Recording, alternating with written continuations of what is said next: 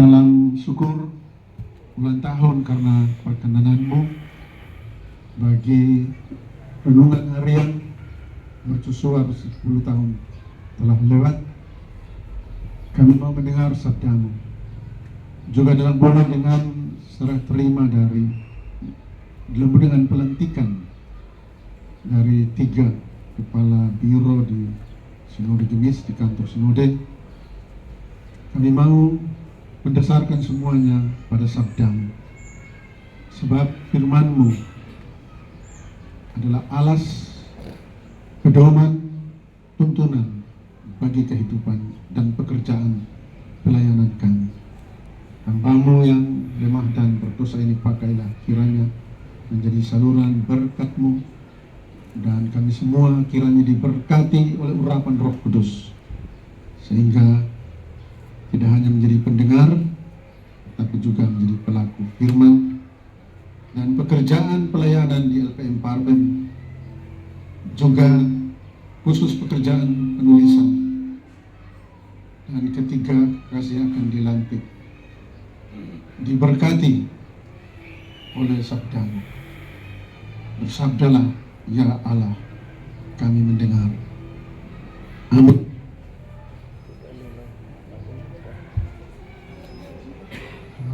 Saudara-saudaraku, kemarin bacaan itu yang saya mau pakai hari ini,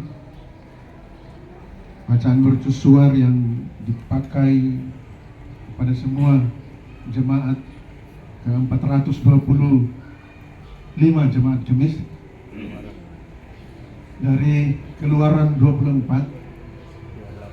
ayat 12 sampai 18.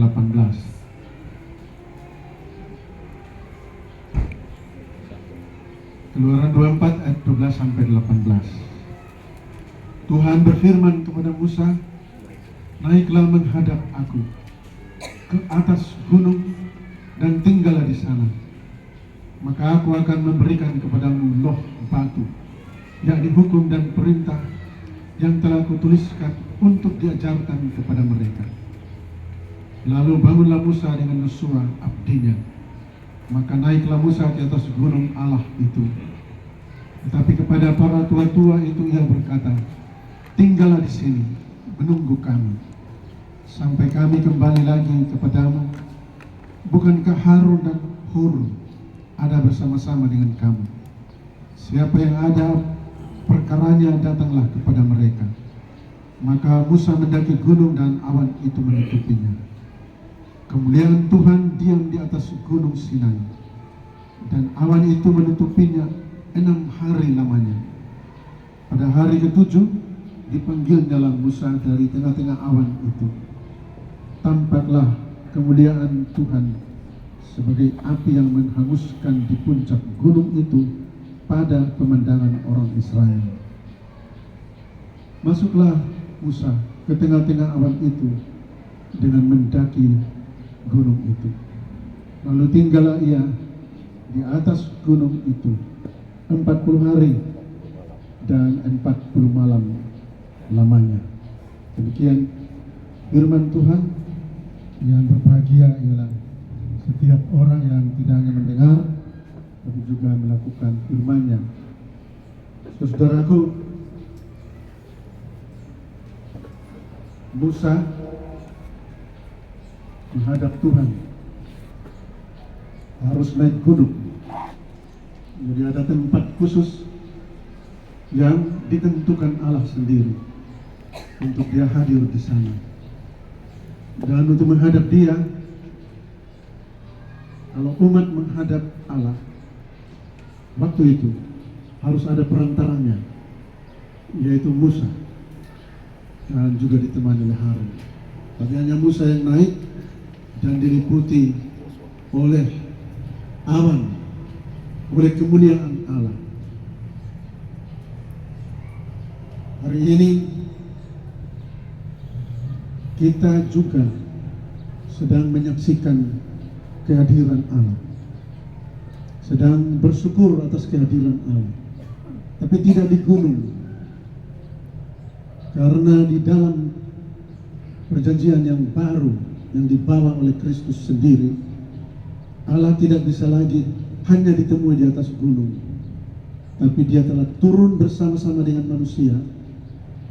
Di dalam Kristus kita menyaksikan Tuhan Allah yang menjelma menjadi sama seperti kita. Bukan hanya itu juga, tetapi dia juga dapat ditemui dalam firman-Nya. Dan firman-Nya itu yang diuraikan di dalam buku-buku mercusuar dan renungan-renungan lainnya. Jadi Allah sudah langsung menemui kita. Kalau dahulu umat yang menemui Allah sendiri di gunung jauh sekali dan tidak bisa semuanya, harus ada perantaranya yang khusus. Sekarang Tuhan Allah sendiri telah berada di tengah kita. Dalam Yohanes 1 ayat 10 dikatakan, firman itu telah menjadi manusia dan diam di antara kita. Bahkan Rasul Paulus mengatakan, tidak tahukah kamu bahwa bait tubuhmu adalah bait roh Allah.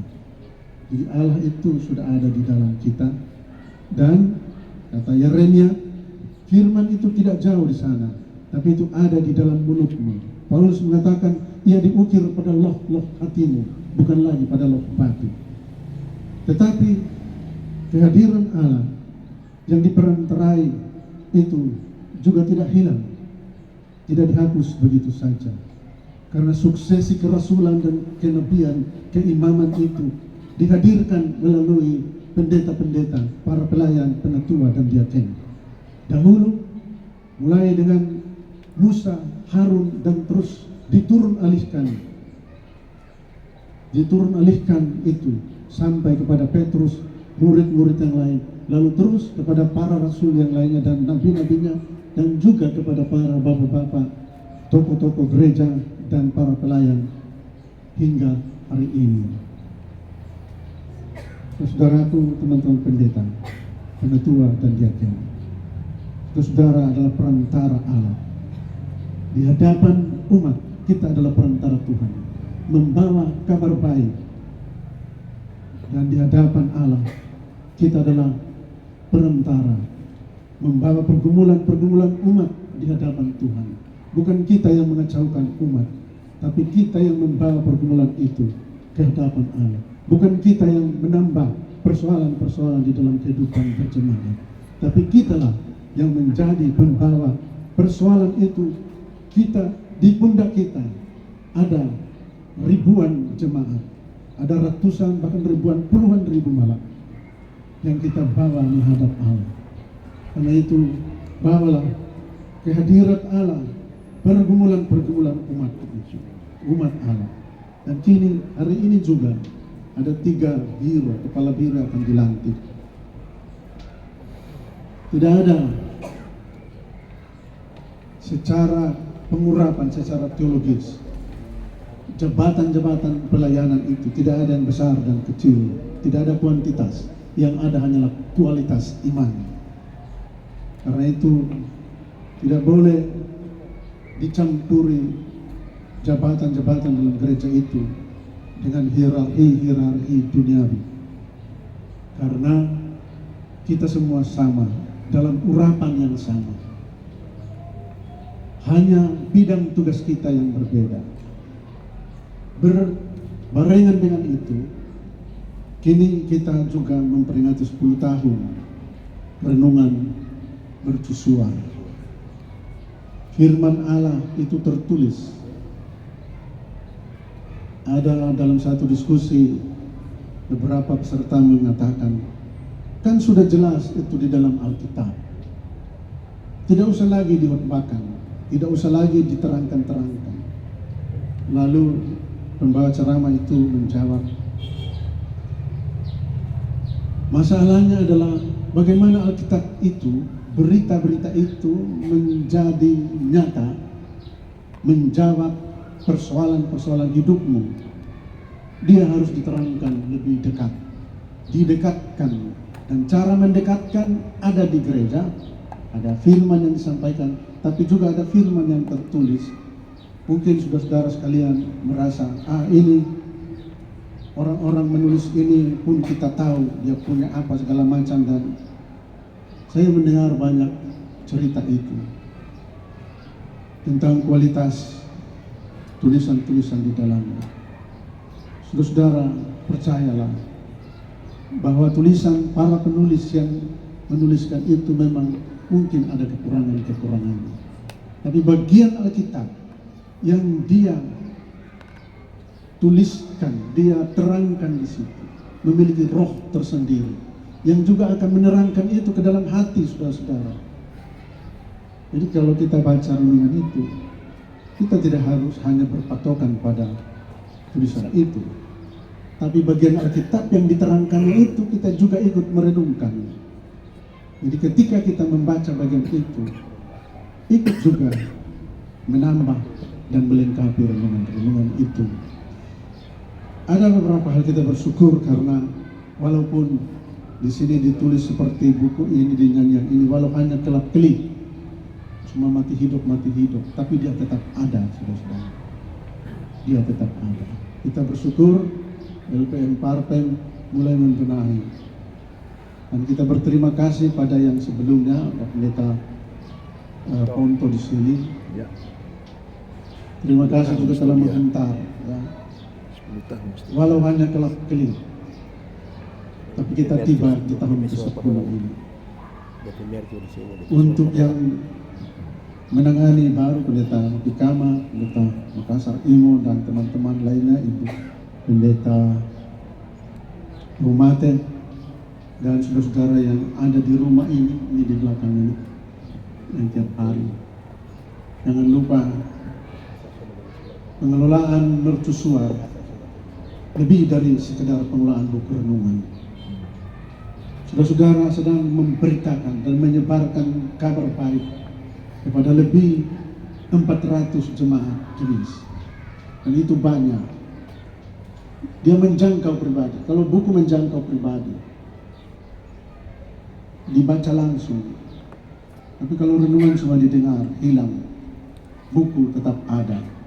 Itu sebabnya jangan mengabaikan tulisan-tulisan itu. Dia tetap ada, sama seperti Alkitab. Yesus adalah firman yang menjadi manusia, tapi sekaligus firman yang tertulis. Dan tertulis itu yang kemudian diuraikan. Dan selamat untuk mercusuar, dan selamat nanti untuk ketiga teman pelayanan yang akan dilantik. Tuhan bersama kita dalam syukur ini. Amin.